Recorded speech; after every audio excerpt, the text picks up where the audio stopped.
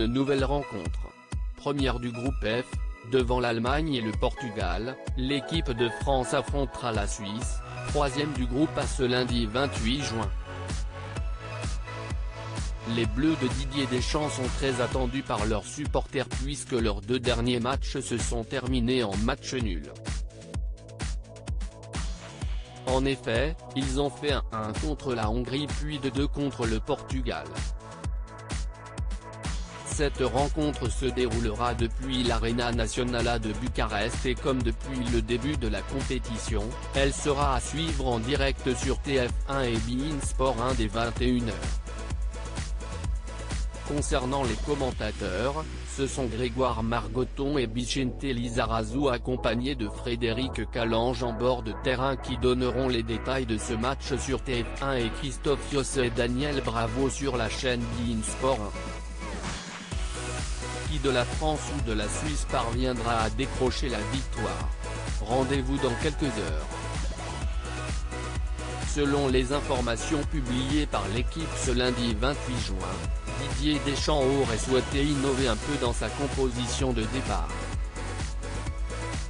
Ainsi, il aurait opté pour un schéma tactique en 3-5-2, avec Clément Lenglet titularisé en défense centrale aux côtés de Raphaël Varane et Presnel Kimpembe.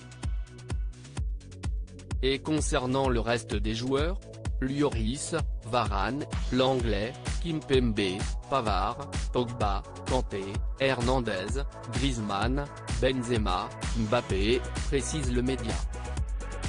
Pour rappel, certains d'entre eux devraient être privés du reste de la compétition puisque les 2 arrières-gauches, Lucas Hernandez et Lucas Digne ont été blessés lors du match contre le Portugal. Le plus inquiétant, si est-il Lucas Digne. Il a une blessure musculaire, il a senti tirer derrière la cuisse. Ce sera très compliqué. Lucas Hernandez avait aussi un petit souci, son genou a un peu réagi. Je n'ai pas voulu prendre de risques, avait confié Didier Deschamps lors de la conférence de presse juste après le match. France, Suisse, dans quel état d'esprit sont les Bleus de Didier Deschamps? Alors qu'ils s'apprêtent à affronter la Suisse, Hugo Lloris et Didier Deschamps se sont exprimés ce dimanche 27 juin. L'occasion pour eux d'évoquer leurs ressentis, à quelques heures du match. J'ai beaucoup de respect pour cette équipe suisse, en toute sincérité, et pour le travail de mon collègue, Vladimir Petkovic, si est une équipe complète avec un trio offensif Shaqiri Seferovic-Embolo, qui crée des soucis, a d'abord affirmé le sélectionneur.